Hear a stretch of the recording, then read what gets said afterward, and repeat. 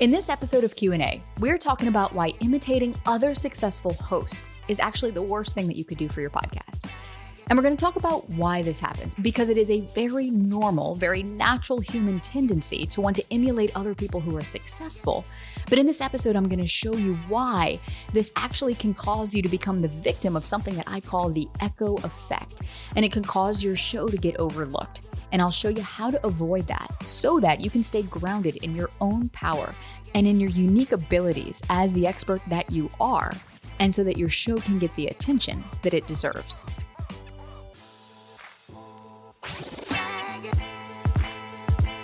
Welcome to Insider Secrets to a Top 100 podcast. I'm your host, Courtney Elmer. Let's make your business bingeworthy. So recently, a listener sent in a question that I was so excited to receive because this is something that is not talked about enough in the podcasting space. Hey, Courtney. This is Beth from Travel Beyond the Guidebook podcast, and I have a question that I would love to get your thoughts on. How can I avoid the comparison trap of watching what others are doing and how they're performing and comparing it to my own results? Please help. Thanks. Beth, thank you for having the courage to ask this question. This is such a good question. I'm so glad that you asked it because this is something that I have asked myself through the years as part of my podcasting journey and my business journey too, as a whole, because it is so easy to fall into that comparison trap. In fact, we don't often even realize it's happening, when we're comparing ourselves to someone else who appears to be more successful than we are. And in the realm of podcasting, this is something that's not talked about often enough. Now, I do think that it's part of human nature, and it's very normal and it's very natural to imitate other people who are successful, because we assume that if it worked for them, well, it can work for me too. And it's also part of human nature to compare ourselves to others because it gives us sort of this measurement of how we're doing. But we both know that that's not really the best measurement. And so, on the one hand, it's one thing if you're following a proven strategy or a plan of success. Let's say you've hired a mentor who's saying, here's what you need to do to build your sales funnel. Or you've hired someone to work with you on your podcast and they're saying, okay, here's what you need to do. Here's the proven plan of action that you need to take for your show. That's actually a very smart thing to do. And that's not what we're talking about here. What I mean when I say copy or imitate other hosts is when, even sometimes without realizing it, you try to be like other hosts that you admire without really giving much thought to why they do what they do or why they're doing things a certain way with their podcast. Maybe there's a show that you really love that you listen to and you really connect with the host and you really vibe with them and you're like, oh my gosh, this person is so cool. Like, I feel like we would be best friends if we knew each other in real life. And you love their show and you listen to their show every time they drop an episode. You love the music, you love the host's voice, you love the way they talk, you love the way they present information. You even like the way they write their show notes because you're listening to this host and you're so engrossed in their world just by simply being an active listener of their podcast. Sometimes, unknowingly, you might be picking up on certain traits or certain mannerisms or certain ways that they talk or write and incorporating those into your show. I remember when I first started my podcast, I wanted to be James Wedmore. And for those of you that listen to Mind Your Business, it is a very popular business podcast. And I binge listened to James in the early days of my business. I would go on walks with my son and we would walk the neighborhood 3, 4, 5 miles some days. And I was listening to episode after episode of James. Now, on a 5-mile walk, what is that? I don't know. That's an hour and a half or so, maybe 2 hours tops, just kind of strolling through the neighborhood. And James's episodes are all like an hour long plus. So I wouldn't get through a lot of episodes, but I would listen to his podcast. So fast forward, I started my show, and then guess who started making her episodes about an hour long? Yeah, exactly. And there was no rhyme or reason for it. I had no idea why James made his episodes an hour long. I had no idea if hour-long episodes were best for my listeners, who were different than James's listeners. But because James did it, I did it too. And the kicker is, I didn't even realize I was doing it. I remember this outside of the podcasting space as well.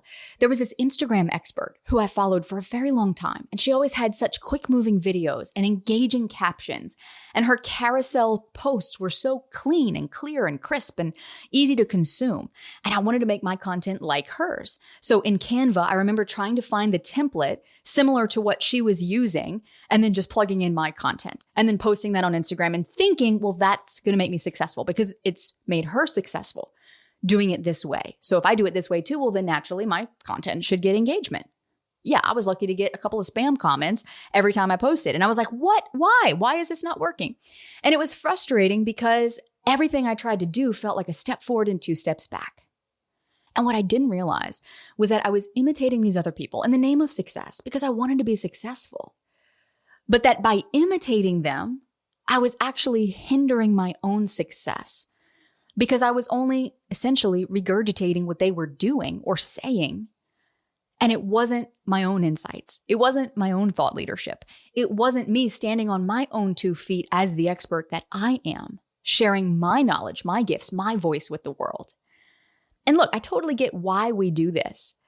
And we look to other shows, to other people, to other Instagram accounts, to other TikTok accounts, to other emails. How are people writing their emails? Oh, if that's really effective for them, maybe I need to do it that way too. And we look to see what these other people are doing, how they're delivering content, how their episodes are structured. You might even look at my show, be like, okay, Courtney's episodes are like 18 minutes long. Maybe I need to have mine 18 minutes long too. And thinking, well, if I just do what these other hosts do, well, then my podcast is going to be successful too. But we both know that if imitating other successful hosts was the secret to a successful podcast, then everyone who's ever mirrored another successful host at some point or another in their journey would have a top 100 podcast. And we both know that's not true. You're not alone. I've done it too. We are all guilty of this to some degree. And I call this whole phenomenon the copy and comparison trap.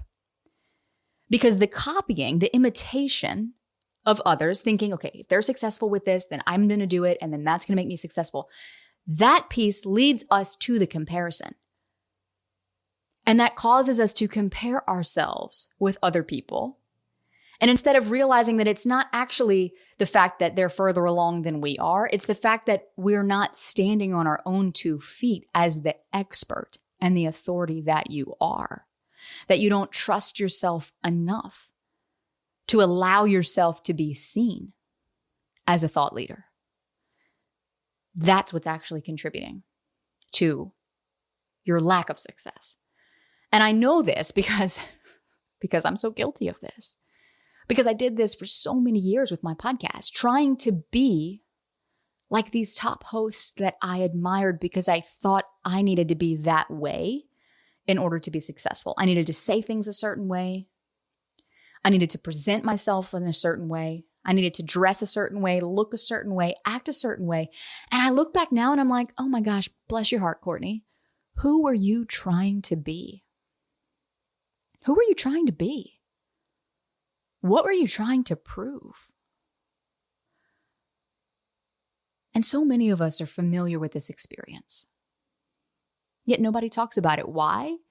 Because we don't want someone else to know that we actually doubt ourselves sometimes, or that we don't trust ourselves enough, or that we don't think we are the expert that we are.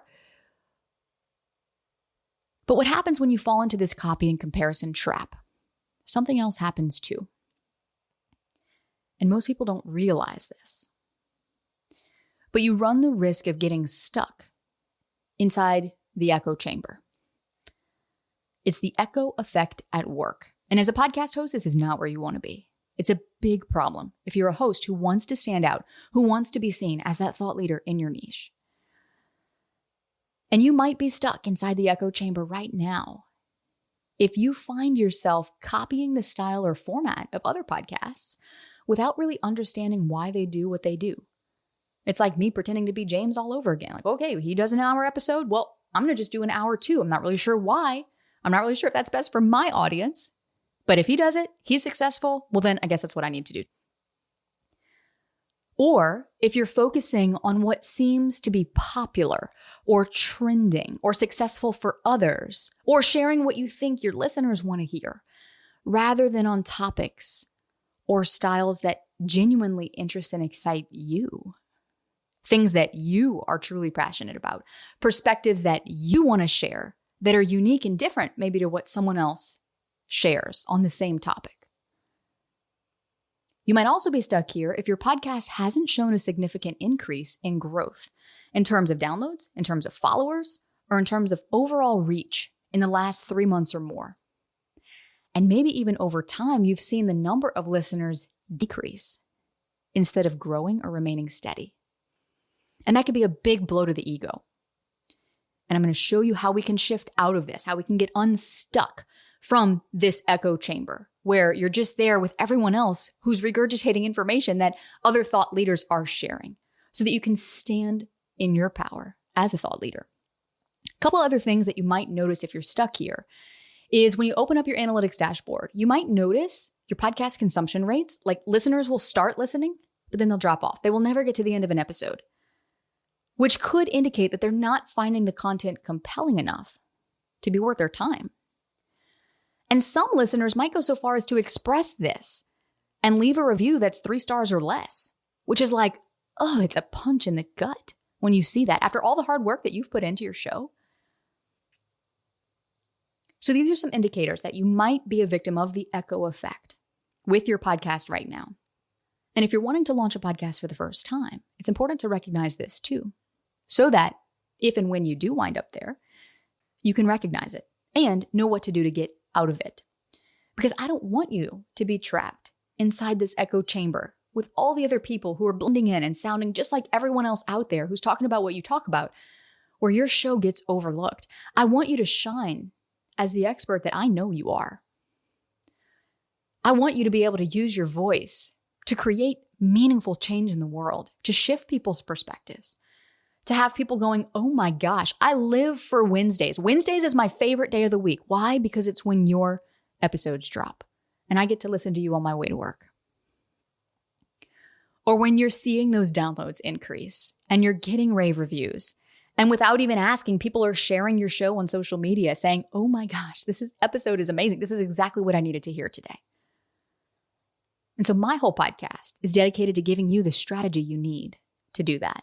In fact, everything we teach our students inside of Pod Launch, I kind of look at it like we're giving them the strategy. We're giving them the lines to color within, but they get to color it however they want. Do you remember that when you were in preschool, the teacher would give you a sheet to color? Now, the one thing that sheet would have in common, no matter there was 12, 15, 20 students in the class, the one thing that every sheet would have in common was that it would have lines on it. But no matter how many kids there were in the class, they would hang up the pictures after on the wall and every picture would look different. Why? Because that student got to express their creative abilities in coloring that picture. And no two pictures were alike. And this is such a beautiful example of the work that we do with clients with their podcasts. Every single student we have uses our show notes structure and format, for example. But guess what? No two sets of show notes sound alike.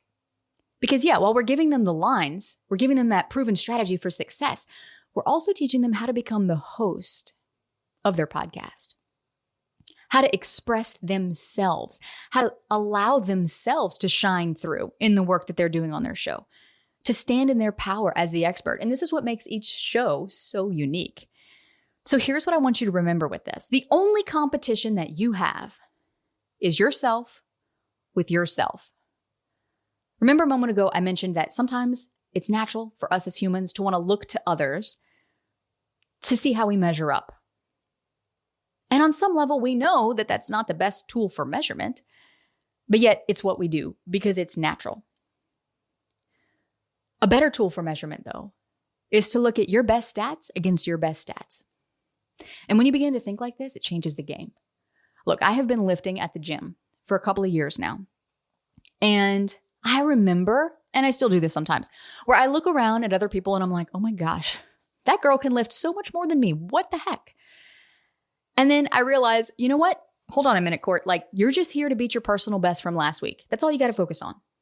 And I know if I can do that, then I'm progressing. I'm winning. I definitely was a victim of the echo effect for the first years, plural, of my podcast. And I used to listen to these podcasts all the time, all these big names that we're all super familiar with. I'd always compare my stuff to theirs and I would just pick it apart. And I would feel so much shame in the process. And guess what? Every time I did that, it caused me to trust myself less as an expert. And then I realized at some point into my podcasting journey, I was like, okay, if I want to be seen as a thought leader, and if I want others to see me as an expert, and if I want to become that go-to guide for people, the only way that I am ever really going to be able to achieve that is if I start sharing my thoughts. And the only way that I can start sharing my thoughts is if I start listening and creating space to hear those thoughts. And it's no secret that we live in a world in this day and age where input is the norm. My mom sends me these articles all the time, like, oh my gosh, tech is ruining our children. And I get it. She's a concerned grandmother. And I appreciate where she's coming from because it's true. And recently she sent me an article about how an average teenager gets 192 alerts on their phone in a given day. If you do the math, that is one notification every 5 minutes during their waking hours. So if you think about what that does to a developing brain, much less our adult brains, where it's like the notifications are just one aspect of what we all deal with in a day as business owners, as parents, as podcast hosts, and whatever responsibilities that you have. And so I realized at some point in my podcasting journey that I was having so much external input from these other podcasters, just simply by listening to them, simply by watching what they were doing, following them on social media, and whatever else. I realized I wasn't giving myself enough space to really stand in my own power and to develop that relationship with self that I needed in order to trust myself and to trust what I had to say, versus regurgitating something that sounded really smart when someone else said it, but that just made me blend in when I said it. And so the one thing that I have had to do to avoid this copy and comparison trap so that I don't fall victim to the echo effect is to put my blinders on, to unfollow other experts, to stop listening to other top podcasters. And it's helped. Is it 100% comparison proof? No, because I think we're all going to have that natural human tendency pop up at times to compare ourselves to others. So the next step here is to actually become aware of it. Become aware when it happens. Become aware when you compare. Hey, that's easy to remember. Become aware when you compare. When you find yourself looking at others, notice when it happens. When you feel like you're falling into that comparison trap and you notice yourself sitting there looking at someone else going, oh my gosh, they're getting thousands of downloads on their show. What am I missing? What am I doing wrong? Notice it without judgment. Notice it without shame. Just notice it. And then when you notice it happen, because it will, that's when you get to flex your muscle. That's when you get to get good at shifting your focus onto what you have to offer. It's kind of like a muscle. The more you notice it, the more you practice shifting that, the more second nature it will become. And you get to flex that muscle. You get to strengthen it. So keep the noise out. Become aware when you compare. And last and arguably most importantly, shift your focus from you and what you're doing right, what you're doing wrong, what you might be missing, what you might not be doing. Forget all of that. Shift your focus back to your listener. Because ultimately, when we're caught in that copy and comparison trap, we're focused on ourselves. We're focused on our ego. Because look, these insecurities, they still come up for me with my podcast. Y'all should have heard me a couple of weeks ago when I had run out of my batch of episodes and I was trying to record content that needed to air the next day. Ask my editor. It took me so many takes to say what needed to be said. And I even messaged my voice coach and I was like, why am I struggling so much with this today? What is wrong with me? Why can't I just get the words out? And I was second guessing everything I was saying. And I was just like, oh, this isn't eloquent. Da, da, da, da. God bless my editor because he makes me sound really smart sometimes. I'm really not that smart. The reality is I and ah and flub and blah and too, I mean, it's just like reality. That's how we talk, right? This is how we talk. And so yes, in editing and we're looking at all these polished shows, it's like, oh my gosh, they're so amazing. Wow, I really, really pale in comparison to these people. And then we just get hard on ourselves. And then it's just so unhelpful. It's just so unhelpful. And hopefully you're laughing at me right now or with me because It's just true. It happens to all of us. So let's just first of all normalize the fact that it happens. And then let's get good at stepping back from it when it happens and observing it and noticing it without judgment. That's what I had to do that day that I was flubbing and floundering and trying to get these episodes recorded. I had to step back. I took a moment to just detach from what I was feeling, the frustration and the second guessing and the lack of self-trust. And I just observed it. And I thought about it and I was like, you know what? I'm struggling because number one, there's a ticking time clock that this needs to happen in a certain time frame. So there was this whole pressure thing happening. But it was also happening because there was this expectation in my mind that I needed to show up, be, and sound a certain way. And I think we all do that in our minds. We create these expectations, whether that's looking at someone else and being like, oh, I need to be like that, or my content needs to be like this. But in those moments, I have to remind myself, it's not about me. This show is about you listening to me right now. This show is about my listeners, you. So how can I reconnect with you? How can I reconnect with the person that is listening right now who needs to hear what I have to say? And when you notice yourself falling into that comparison trap, you can ask yourself these questions too. What does my listener need to hear from me today? How do they need to hear it from me today? And that's ultimately the thing that's pulled me through every single hiccup and hurdle and road bump in my process, because I run into these things too. I am not excluded from that just because I've been podcasting for a long time. And that's the thing we all have to realize as podcast hosts, as business owners, as parents, whatever hat you're wearing in that moment, we cannot expect to ever get to a point where everything will be perfect. Like, believe me, I want to be at the point in podcasting where I'm not overthinking how I sound right now, or where I'm not like cracking weird jokes on the microphone that I would never normally say because suddenly there's a mic in front of my face. Like, my mind wants to be at this perfect utopia where I just hit record and everything just flows and there's not a single edit needed. But the reality is that's never going to be the case. It's never going to be the case because we're human. And so when we can recognize those kinds of expectations that we unknowingly set for ourselves and release it and know, hey, I don't have to be a one-hit wonder. How can I make this about my listener? It takes the pressure off. And it allows you to show up much more fully. And it's a skill. It's a learned skill that no one talks about as a podcaster. No one talks about developing this ability to notice when you compare yourself and shift your focus back to your listener and recognize that you're just competing against your personal best. That's the only true apples to apples comparison that there is in the podcasting space, or any space for that matter. So Beth, I thank you for having the courage to ask this question. It's an important question.